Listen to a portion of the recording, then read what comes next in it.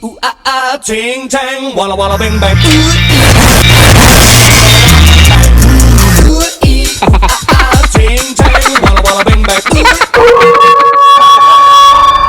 Tokyo Disney Trip Scoop 4.55 Formal Clothes Case, my POV. Simula nang tumunto ng junior high school ang kambal ay binili ko ito kahit masikip sa budget. Usap pa tayo habang kakain sa pasalubong na tanggap galing sa kambal. Sobrang antok, sobrang lito, ngunit nakakatuwa ang karanasan ko ng Tokyo Disney Trip ng kambal. Kakaiba talaga ang anak na babae. Nagmana talaga ito sa akin. Marami siyang POV tungkol sa souvenir, pero itong headband ang kanyang binabahagi sa akin. Materialistic din ang mga lalaki. Ito siguro ang panig ko tungkol sa mga lalaki kong anak. Ang kanilang pagkalalaki ay angkop ko, kaya siguro syempre ay pigil na pigil sila sa kanilang pagka-materialistic. Anyways, dinadala-dala ko lang ang mga alaala na in God's providence ay mabisbisan ako ng tagpuang hinahangad. Ang malalim na salita ay kailangan ng pala para mahukay. Mula noon hanggang ngayon, andito ng mga karagdagan: employment crisis, gadget failure, car tax payment, delayed shuffle utility payment, assessment of citizen payment, obligations such as health insurance, car maintenance. At ang higit sa lahat ay ang pinagkaloob sa akin na telecommunication, unpaid communication na ngayon at temporary bill disconnected ang i-affect. Isang maulan na araw ng pagsundo ko sa kambal mula sa kanilang pagbalik ng Tokyo Disney Trip. At dahil ito ay recorded na at voice over, ay nasagot ko na ang kanilang happy trip party at welcome home party. Kaya ang tanging suklian nito ay ang pagbigyan ako dahil tubular ko ito ay ay my YouTube channel. Kaya ang natukoy ko na sobra ay walang pinagkaiba mula nag-departure sila for Tokyo Disneyland na hindi ko nakuhaan ng larawan at binusog ko na lang ang aking mga mata sa katingin. Ito na yung finale, ang kanilang arrival from Tokyo Disneyland trip. Sobrang hinagpes. Yan, napahag ko talaga sila. I-share ko ang kaganapan sa loob ng car ng araw na yon, at ito nga ang naging itsura ko. Nang paalis na kami sa school at malayo-layo na ay magkasabay nilang inabot ang mga item na ito. Nako, saan ko ba ito ipasyal? Itago ko na lang muna para sa pagkakataon ng aming pagbalik sa Tokyo Disney Trip. Tokyo Disneyland Trip. Mabuti na lang ay may nagbenta ng pan sa araw nang ako ay nalilito na.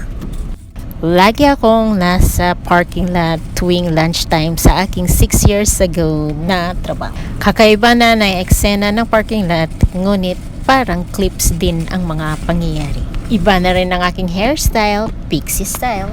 Andyan yung mga kaibigan ko na tulad ko, nag-level up na rin. Minsan, pag may time, may mga notification kami tungkol sa aming mga puting buhok. Kaya maswerte dahil may sumasama pa sa amin noon pa na tinuruan kaming maglaro ng mga games sa cellphone. Ganun na sana ang mga pangyayari, kaso naputol yung cellphone ko.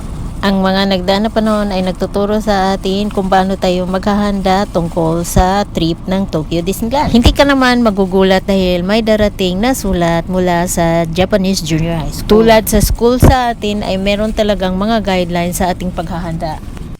Nagdaan ng mga panahon at naging moderno na, pero kailangan pa rin natin ng planggana. Ang focus of the day ko tungkol sa coin launder shop ay itong area na to na makapaglaba at makapag-dry ng mga snacks. Hindi talaga tayo makaligtas sa mga biglaang ulan at lalo nang kailangan natin ng maraming sabong panglaba. Mahalaga ang plano o schedule upang malaman natin ang tamang sikat na araw na hindi rin mahangin. Kailangan ko nang aminin na ako isang biktima ng mga tambakan ng mga damit na hindi pa nalalabhan. Saglit balik kwentong ninuno tayo nung sila'y naglalabas sa batis, sa sapa o kaya sa tabing ilog. O di ba, mapamahal mo ang coin laundry.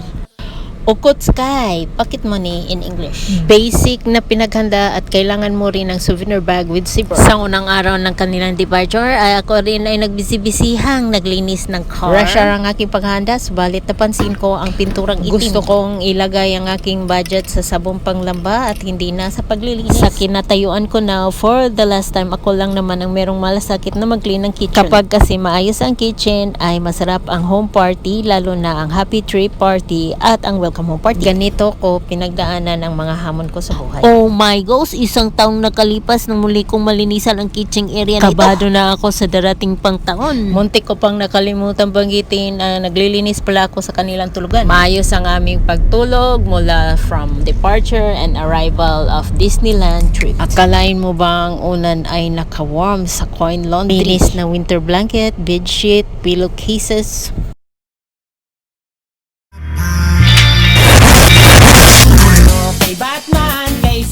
your mind.